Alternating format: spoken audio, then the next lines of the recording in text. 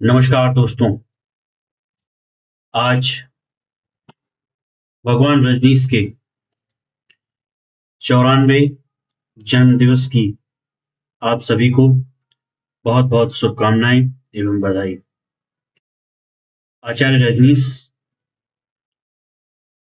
किसी परिचय का मोहताज नहीं हैं। उन्होंने जितने लाखों करोड़ों दिलों को छुआ है अपने जीवन काल में ही, और ये तब से आज तक ये निरंतर प्रवाहमान नदी है जो बहती जा रही है और हर वर्ष और विशाल होती जा रही है। ये नदी अपने साथ उन पुरानी परंपरा को, जो मुगल काल में या कहें कि गुलामी के दिनों में जिसने हमारे धर्म में जो विसंगतियां आ गई थी, जो कहना चाहिए कि बाहर से इंपोर्टेड चीजें थी, उनको अपने साथ, जो कि विसंगतियां आती रही थी इसलिए उनको साथ वो चल रही थी, हमारे धर्म में एक अनिवार्य तत्व के रूप में चिपक गई थी। लेकिन आचार्य रजनीश ने अपनी अ, स्वच्छ दृष्टि से, या कहें कि अपनी जो दार्शनिक दृष्टि होती है, एक मिस्टिक की, एक ऋषि की जो दृष्टि होती है, उस दृष्टि से सारे धर्मों की जो धूल है वो झाड़ दी। जो धूल चमक चिपक गई थी, कुछ अ, किसी समय जब कोई दिशा देने वाला नहीं था उस समय। और आचार्य रजनीश ने तो कहा भी है कि उनका पिछला जन्म जो है वो लगभग 700 साल पहले हुआ था। तो इन 700 वर्षों में जो वे अपने पिछले जन्म में संभवतः उस स्वरूप को भी जानते होंगे जो मूल रूप में सनातन धर्म के स्वरूप में रहा होगा। और फिर इन 700 वर्षों में जो विसंगतियां आई, उन विसंगतियों ने चूंकि कोई सुधारने वाला और किसी के पास इतनी क्षमता भी नहीं थी कि वो आज से और 700 वर्ष पहले से तुलना कर सके। तो उनको एक कहना चाहिए कि धर्म का अनिवार्य हिस्सा सा बन गई थी। उन उन चीज़ों को उन्होंने हमको बताया कि ये चीज़ें पहले नहीं थी और ये समय के साथ जुड़ गई हैं। और उन्होंने जो जिस तरह से एक नवीनता, फिर से कहना चाहिए कि एक पुनर्जागरण का काल, आचार्य रजनीश के बाद जो धारा बही है, वो उसको हम पुनर्जागरण का काल कहें तो कम नहीं होगा। उनका जो समय है, उस समय मानिए कि देश आज़ाद ही हुआ था 1947, और उनका जन्म है लगभग 1931 में, और तब वो 17 साल के थे। मान लीजिए कि 17-18 साल के रहे होंगे। तो उन्होंने जो मेनली जो अपना कार्य शुरू किया, वो आज़ादी के बाद से लेके और मान लीजिए कि 1990 तक, मतलब कि वैश्विक 1990 में राजीव गांधी ग्लोबलाइजेशन के की दहलीज पर खड़े थे। उन्होंने देश को ग्लोबलाइजेशन, दुनिया को लाया देश में। तो वो जो काल है उस लगभग 40 वर्षों का, और उसमें उन्होंने सारे धर्मों का उन्हें मौका मिला, उन्हें स्वतंत्रता मिली, उन्हें समझिए कि वो इसीलिए आए थे। उन्होंने उस जो विसंगतियों को, सब पर जो धूल पड़ गई थी इन 700-800 वर्षों में, आज हम देखते हैं कि जो राम मंदिर है वो 500 वर्षों के बाद फिर हम वहीं पहुंच रहे हैं, अपने मूल स्वरूप में पहुंच रहे हैं। तो आचार्य रजनीश का उसमें अगर योगदान देखा जाए तो उम, अपार है। उसकी गणना मैं तो नहीं कर सकूँगा, मेरी इतनी सामर्थ्य भी नहीं है।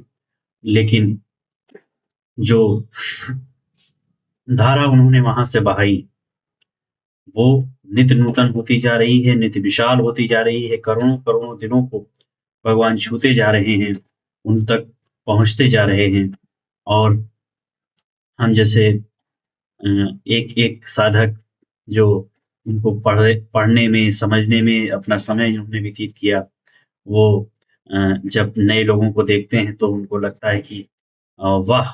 भगवान ने जो दवाई मुझ पर असर की है, वही भगवान की दवाई अन्य लोगों पर भी असर कर रही है। आज मैं आपसे एक विशेष प्रसंग में बात करना चाहता हूँ क्योंकि देखिए हिंदुत्व की बात आजकल ज़्यादा हो रही है, पॉलिटिकल माहौल ऐसा है कि हिंदुत्व की बात ना हो, धर्म की बात हो और हिंदुत्व की बात ना हो, तो ऐसा हो नहीं सकता है। आज देश में माहौल कुछ अलग है। आज गैरिक वस्त्र पहनना एक गौरव गौरव का विषय है। एक गरिमा दी है उन्होंने, चाहे वो हमारे प्रधानमंत्री जी हों, चाहे हमारे मुख्यमंत्री जी हों।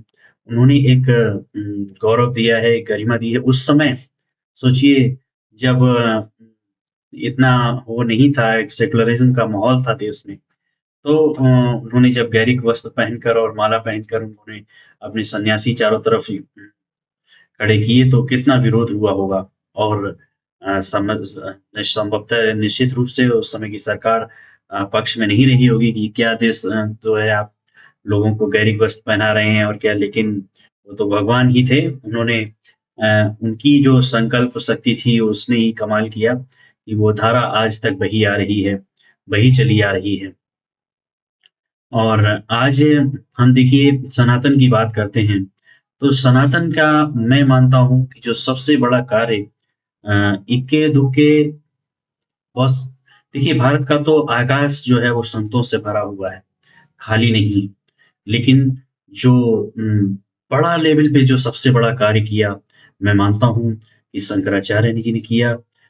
उत्तर से दक्षिण, दक्षिण से उत्तर, पूरब से पश्चिम, पश्चिम से पूरब, जो उन्होंने जिस तरह से जोड़ा है पूरे देश को, चाहे वो कामाख्या का मठ हो, मतलब ऐसी कोई जगह नहीं है जहाँ भगवान गए नहीं। शंकराचार्य जी ने जो एक कहना चाहिए कि भारत को आध्यात्मिक सीमाओं में जो बाँधा है, देश की जो बाह्य सीमाएँ हैं वो तो हैं ही, लेकिन एक आंतरिक छत्र छाया में जो बाँधा है, वो अतुलनीय है। उसकी मैं तो सोचता हूँ कि वो संभवतः वो इसीलिए आए थे, क्योंकि बहुत ही कम उम्र में वो विदा हो गए। 32 वर्ष की आयु में वो इस संसार से विदा हो गए और उन्होंने भाष्य लिख दिया, ये कर मतलब तमाम भाष्य से लेकर और अपने गीतों से लेकर सब कुछ उन्होंने इस छोटी-सी आयु में कर दिया। कहना चाहिए कि उनका जो जन्म है, वो अंतिम जन्म था और वो सिर्फ़ इसीलिए आए थे। तो भगवान ने आदि शंकराचार्य पर जो प्रवचन माला दी है, उसका जो उन्होंने शीर्षक रखा है, वो भज गोविंदम ते, ये शीर्षक रखा है और इस पर एक 10 दिन उन्होंने इस पर बात की है और उम, वो देखिए जो कचरा था उसका तो आलोचना करते थे भगवान। जो सड़ांध कहना चाहिए कि जो मवाद है उसको तो वो निकालते थे। लेकिन जो जो सच बात है उसको वो क्रिटिसाइज़ नहीं करते थे। क्योंकि उनका मकसद आलोचना करना नहीं था। उनका मकसद सिर्फ़ इतना था कि जो सच बात है वो बात सामने आनी चाहिए। जैसे मैं आपको बताऊँ कि जो आदि शंकराचार्य ने इस देश के लिए किया है, उसे सिर्फ़ एक संत व्यक्ति जो अपनी पार अपने पिछले जन्मों को देख सकता है या अब भविष्य को भी देख सकता है।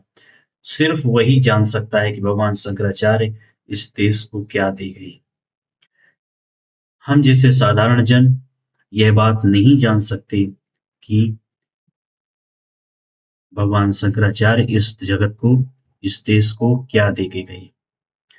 उन्होंने कई बार अपने प्रवचनों में भगवान शंकराचार्य की तारीफ़ की, प्रशंसा की और वे बोलते थे कि मैं एक परंपरा का प्रारंभ योग दर्शन पर बोलते हुए भगवान ने कहा कि मैं एक परंपरा का प्रारंभ लेकिन क्या अन्य जो पहले से कुछ किन्हीं संतों ने कुछ नहीं किया? तो इसके जवाब में मैं कहना चाहूँगा कि एक जो धारा शुरू हुई आदि शंकराचार्य से, वो आज तक अनवरत जारी है। मैं वर्तमान शंकराचार्य के बारे में कोई भी बात नहीं कहूँगा। मैं उनसे उस तरह सहमत नहीं हूँ, जैसे एक साधक के रूप में होना चाहिए, क्योंकि अ, आज जो शंकराचार्य हैं, वो आध्यात्मिक कम हैं, राजनीतिक ज़्यादा है, मेरा ऐसा मानना है। तो वो आध्यात्मिक कार्य नहीं कर रहे हैं, और जो लेकिन वो भी जो अब कार्य कर रहे हैं, वह कम महत्वपूर्ण नहीं है, वह भी होना चाहिए। तो मैं विरोध में भी नहीं हूँ और समर्थन में बहुत ज़्यादा नहीं हूँ, क्योंकि वो जो कर रहे हैं, उससे मैं मानता हूँ कि आध्यात्मिक दृष्टि से वो कुछ नहीं कर रहे हैं, लेकिन पॉलिटिकल दृष्टि से कर रहे हैं। तो राजनीति की जितनी सामर्थ्य है, उतना ही तो वो कर सकेंगे। ज़्यादा नहीं कर सकेंगे, लेकिन जितनी सामर्थ्य है, उतना कर सकेंगे। लेकिन मैं भगवान आदि शंकराचार्य के बारे में कहना चाहूँगा कि उन्होंने जो कार्य कर दिया है, जो विधि हमको दे के गए हैं, चाहे वो पूजन की विधि हो, चाहे वो अपने तक जुड़ने के लिए उन्होंने जो एक बहुत ही अच्छी विधि दी है, वो श्रीयंत्र की विधि, श्रीयंत्र की ध्यान की विधि विधि दी है। उस विधि को आज भी भगवान शंकराचार्य से संपर्क साधा जा सकता है। उनसे कहना चाहिए कि उनसे आदेश लिए जा सकते हैं। ये बात शंकराचार्य ने कभी अपने मन से नहीं कही, और वो मुझे लगता है कि इतनी उनकी सामर्थ्य भी नहीं है कि वो ऐसा कर सके। दूसरी बात मैं कहना चाहूँगा कि जो सच में ही आदि शंकराचार्य के भक्त हैं, उनको मानते हैं, लेकिन आप जानते हैं कि मैंने देखिए शंकराचार्य जी की वेबसाइट को मैंने देखा, तो वहाँ साधनाएँ बताई जा रही हैं कि मैं कर्ण पिशाचिनी आप सिद्ध करना चाहते हैं, तो इतना रुपया दीजिए और आदि शंकराचार्य आपको, वो शंकराचार्य भगवान आपको ये दीक्षा सिखाएँगे, वो दीक्षा सिखाएँगे। ये क्या चल रहा है? अध्यात्म के नाम पर एक कोई भी गुरु बन जाता है, वो यदि ऐसी बात कहे कि हम आपको ये सिखा रहे हैं, आप सीखना चाहें तो आ जाएँ, ये करें, वो करें, तो उनका समझ में आता है। लेकिन आदि शंकराचार्य की गद्दी से इस तरह की बातें जब प्रचारित होती हैं, तो मुझे बड़ी पीड़ा होती है कि यहाँ ये अध्यात्म का काम नहीं हो रहा है, ये तो पॉलिटिकल काम हो रहा है, राजनीतिक काम हो रहा है, और उनकी जितनी सामर्थ्य है, उतना ही उसमें बल लगेगा। तो मैं तो कहना चाहूँगा कि जो भगवान शंकराचार्य के भक्त हैं, जो अपने को सनातनी मानते हैं, हिंदू मानते हैं, वे आज अगर कहीं से सहायता प्राप्त कर सकते हैं, तो ओशो ध्यान केंद्रों से ही सहायता प्राप्त। और मैंने तो कई बार खुद सुना है, भगवान आदि शंकराचार्य की गद्दी पर जो आज बैठे हुए शंकराचार्य हैं, वो आचार्य रजनीश की खुलकर बुराई करते हैं, उनको तमाम आरोप प्रत्यारोप करते हैं। लेकिन जैसा कि मैं देख पाता हूँ, आज अगर आपकी कोई आध्यात्मिक रूप से मदद कर सकता है, तो आचार्य रजनीश और उनके शिष्यगण ही कर सकते हैं, क्योंकि वहीं सच में ही अध्यात्म हो रहा है, अध्यात्म जिया जा रहा है। अन्य कहीं भी आप छलावे में, धोखे में रह सकते हैं, लेकिन वहाँ कोई भी अध्यात्म की किरण नहीं है। स्वयं शंकराचार्य के पास भी नहीं। वो जिस तरह से चीज़ों को आज तोड़-मरोड़ रहे हैं, वो उनकी अपनी बात है, गुरु की गद्दी उनको मिली है, वो चाहें जैसा सदुपयोग करें। लेकिन मैं आपसे कहना चाहता हूँ कि एक अवसर आपको मिला है। भगवान आदि शंकराचार्य आज से 500 साल पहले, 700 साल पहले हुए थे। उस समय व्यक्ति बहुत ही सरल था, व्यक्ति बहुत ही कहना चाहिए कि जिसको निष्कलुष था। हम छोटा-सा एक प्रार्थना गा लेते हैं तो हम शुद्ध हो जाते थे, हम प्रसन्न हो जाते थे। एक दीपक भगवान के लिए जला दें, तो हमारा तन-मन पुलकित हो जाता था कि हम भी कुछ भगवान के लिए कर पाए, आध्यात्म के लिए हम कर पाए। लेकिन आज जिस तरह से और विशेष रूप से इस 5-10 वर्षों के काल में जो ये सोशल मीडिया और ये नेट जब से बढ़ा है, उस दौर में हमारे जो चेहरे पर जो आँखों पर जो तरंगें लगातार बदल रही हैं, बदल रही हैं, बदल रही हैं। एक विचार, दूसरा विचार, ये जो रील्स सरका रहे हैं, एक विचार से दूसरा विचार से तीसरा विचार से चौथा विचार, खटाखट, खटाखट रील्स सरक रही। क्या लगता है आपको कि आज जो ये विचारों का एक कहना चाहिए कि बम विस्फोट हुआ है, सूचना का जो बम विस्फोट हुआ है, वो हमें शांत नहीं होने दे रहा है। हम उस परमात्मा के नाम को, उस परमात्मा की मुरली को, उस परमात्मा के झनकार को हम कैसे सुन पाएँगे इन विचारों की धुंध में? अगर हम आज की बात करें तो आज देखिए हर व्यक्ति डिप्रेशन है, तमाम चीज़ें हैं, नींद नहीं आ रही है रात को, सो नहीं पा रहे हैं और उसकी वजह से फिर कई और तमाम चीज़ें हो रही हैं।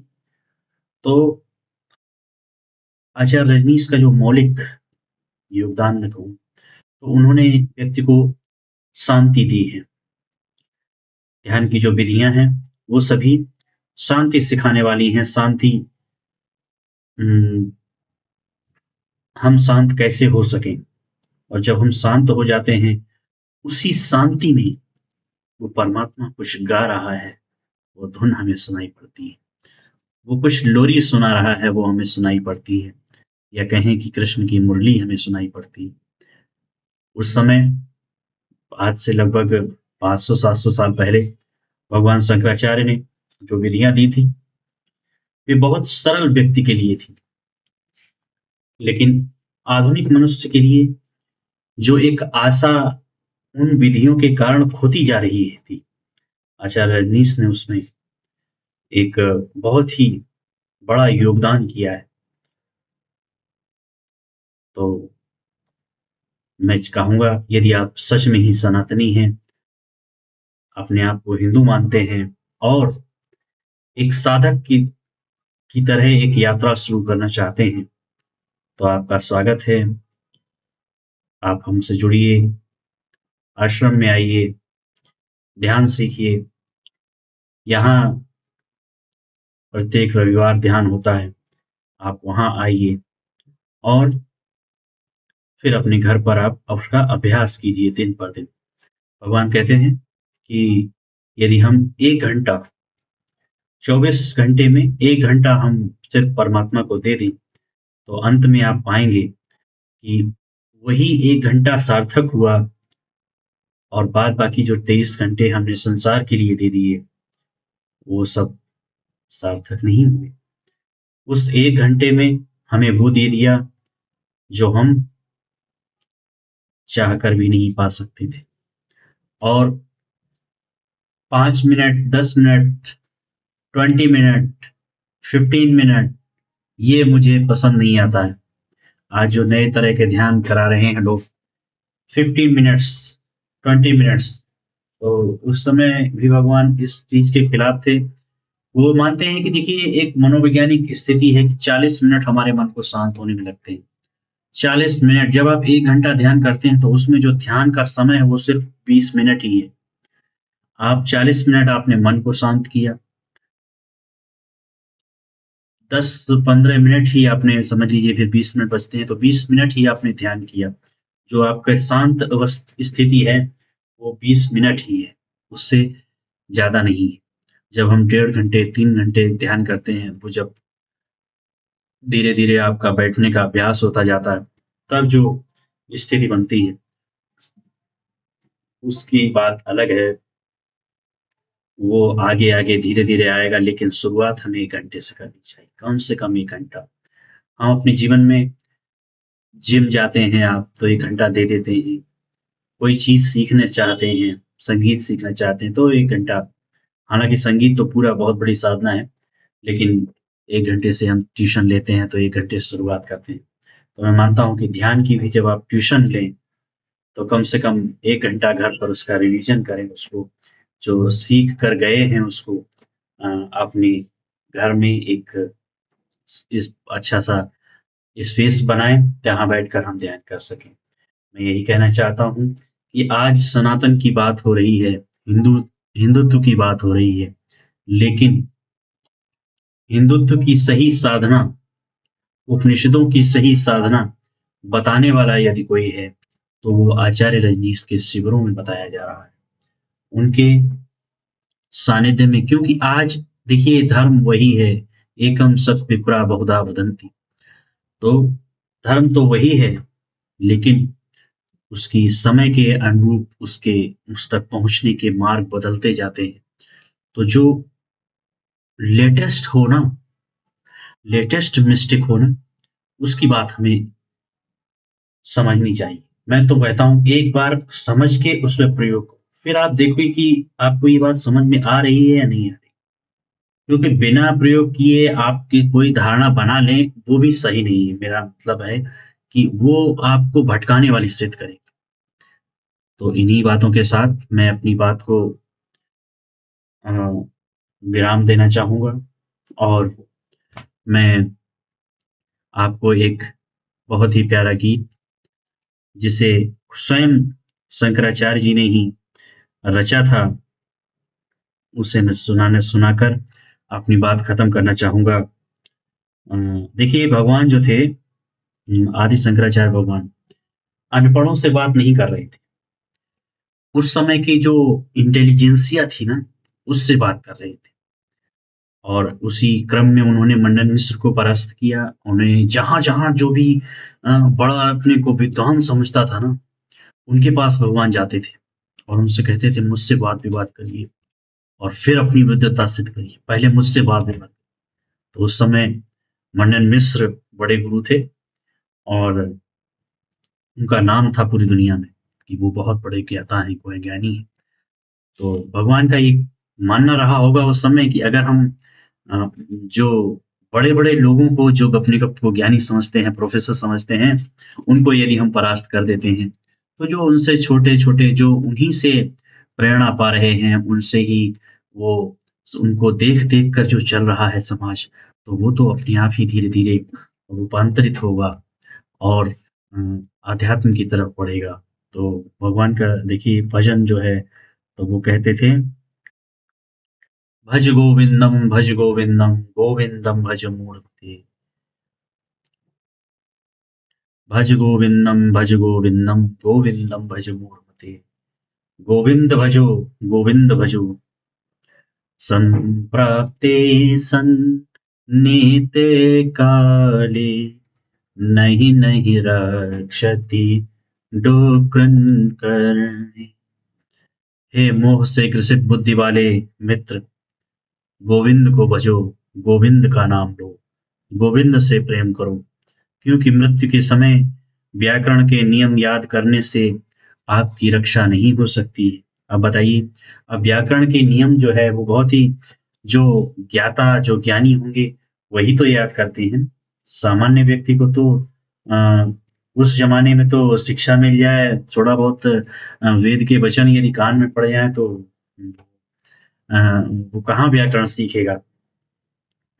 मूढ़ जही है, मूढ़ जही है, धनागम तृष्णा, पुरुषबुद्धिं मनसि वितृष्णा, यल्लभसे निज कर्मोपातम, वेत्तं तेन विनोदय चेत्तम्।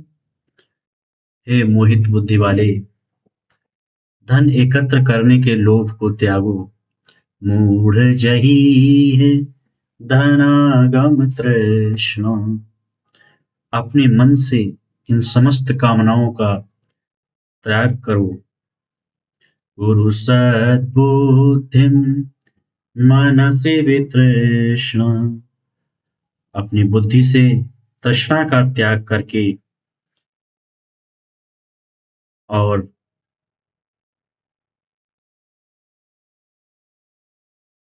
अपनी बुद्धि को सद्बुद्धि करो। यल्लभसे निज कर्मोपतम वेत्तं तेन विनोदय चेतम। यल्लभसे, जो धन अपने परिश्रम से जो धन प्राप्त हो, उससे ही अपने मन को प्रसन्न रखो। नारीस्तनभर नाभिदेशम् दृष्ट्वा मागा मोहावेशम्। स्त्री शरीर पर मोहित होकर आसक्त मत हो। अपने मन में निरंतर स्मरण करो कि ये मांस वस आदि के विकार के अतिरिक्त और कुछ भी नहीं। नलनीदलगत जलमति तरलम तत्त्वजीवति शय तद्वजीवमतिशय चपलम वेद्धि व्याध्य विमानग्रस्तं लोकं शोकरतं च समस्तम्। जीवन कमल पत्र पर पड़ी हुई पानी के बूंदों के समान है, अनिश्चित और क्षणभंगुर है। यह समझ लो कि समस्त विश्व रोग, अहंकार और दुख में डूबा है। यावत् वित्तोपार्जन शक्तः तावन्निज परिवारो रक्तः पश्चाज्जीवति जर्जरतेः वार्तां कोऽपि न पृच्छति गेः। जब तक व्यक्ति धनोपार्जन में समर्थ है, तब तक परिवार में सभी उसके प्रति स्नेह प्रदर्शित करते हैं, परंतु आसक्त हो जाने पर उसे सामान्य बातचीत में भी कोई पूछता नहीं है। यावत् पवनो निवसति देहे तावत् पृच्छति कुशलं गेहे गतवति वायो देहापाये भार्या बिभ्यति तस्मिन् काये। जब तक शरीर में प्राण रहते हैं, तब तक ही लोग कुशल पूछते हैं। शरीर से प्राणवायु के निकलते ही पत्नी भी उस शरीर से डरती है। बालस्तावत् क्रीडाशक्तः तरुणस्तावत् तरुणीशक्तः वृद्धस्तावत् चिन्ताशक्तः परमे ब्रह्मणि कोऽपि न शक्तः। बचपन में खेल में रुचि होती है, युवावस्था में युवा स्त्रियों के प्रति आकर्षण होता है, वृद्धावस्था में चिंताओं से घिरे रहते हैं, पर प्रभु से कोई प्रेम नहीं करता है। काते कांता कस्ते पुत्रः संसारो अयमतीव विचित्रः कस्य तं वा उत आयातः तत्तं चिन्तय तदैह भ्रातः। कौन तुम्हारी पत्नी है, कौन तुम्हारा पुत्र है? ये संसार अत्यंत विचित्र है। तुम कौन हो, कहां से आए हो बंधु? इस बात का तो पहले विचार कर लो। सत्संगत्वे निसंगत्वं निसंगत्वे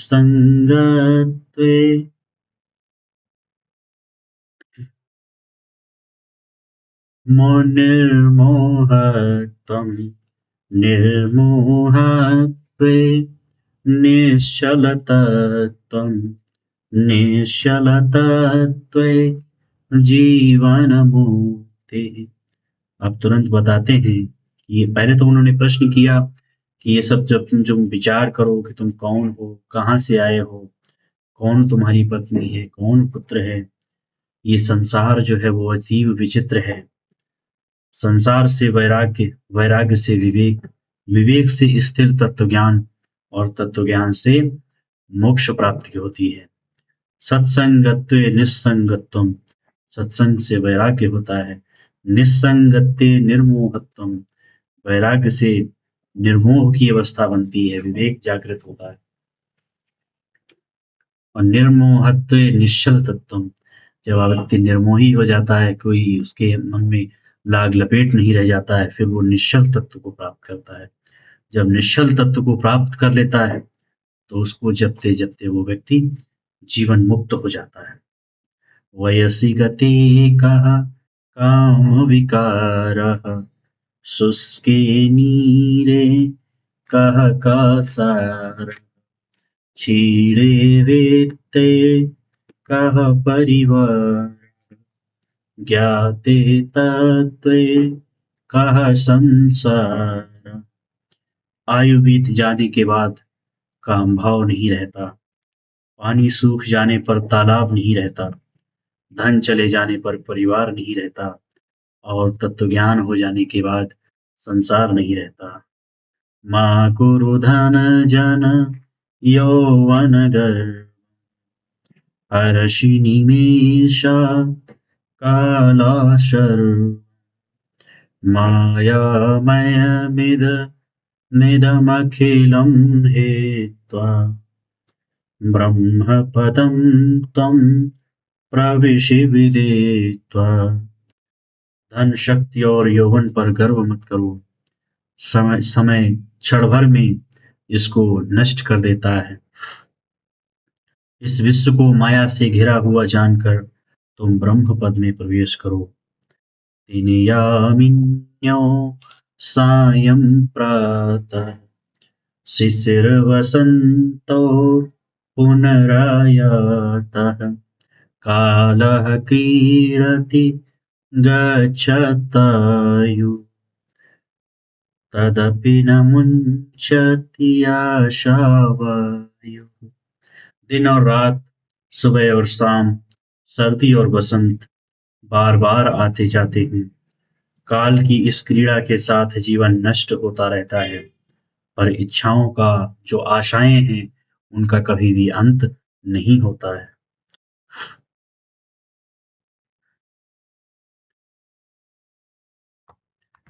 ओम नमः शिवाय। श्री रजनीशाय नमः। आप सबने इतने प्रेम से इस वार्ता को सुना, इसके लिए मैं आपको बहुत बहुत धन्यवाद करता हूँ। नमो। आप सभी समय समय पर इस चैनल पर उपस्थित होते रहा करिए और हमारा उत्साहवर्धन करते रहा करिए। नमस्कार, बहुत बहुत धन्यवाद।